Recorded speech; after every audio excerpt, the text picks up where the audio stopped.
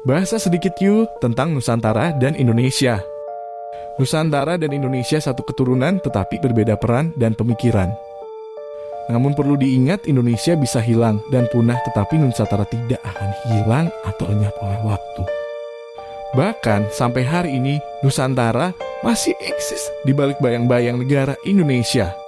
Sebelum membahas lebih dalam mengenai Indonesia dan Nusantara, mungkin dari kalian belum tahu apa sih arti dari Nusantara dan Indonesia.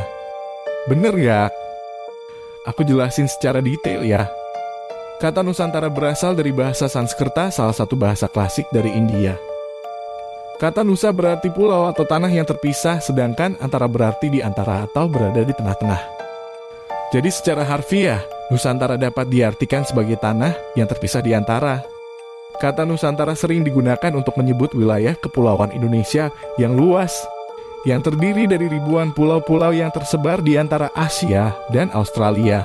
Kata ini juga sering digunakan dalam konteks sejarah dan budaya untuk menunjukkan hubungan dan interaksi antara berbagai suku dan budaya di wilayah Nusantara.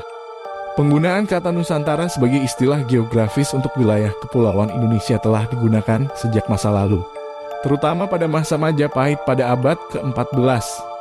Namun, kata ini semakin populer dan merujuk pada kesatuan wilayah Indonesia setelah perjuangan kemerdekaan dan pembentukan negara Indonesia pada tahun 1945. Sedangkan nama Indonesia berasal dari dua kata dalam bahasa Yunani kuno, yaitu Indos yang berarti India dan Essos yang berarti pulau. Jadi secara harfiah, Indonesia berarti pulau-pulau India. Kata Indonesia pertama kali diperkenalkan oleh sejarawan Inggris bernama James Richardson Logan pada tahun 1850-an untuk menyebut wilayah yang luas di Asia Tenggara yang terdiri dari ribuan pulau dan beragam suku, bahasa, dan budaya.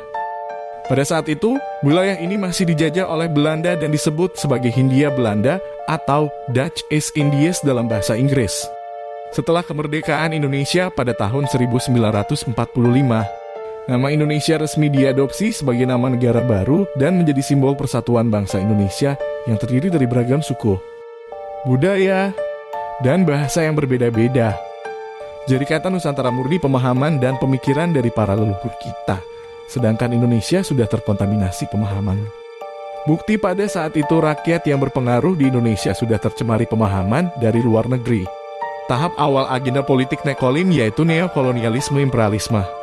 Kawasan Nusantara zaman dahulu luas: Brunei, Malaysia, Filipina, Vietnam, Kamboja, Laos, Kamboja, Sri Lanka, India, Burma, Nepal, Bangladesh.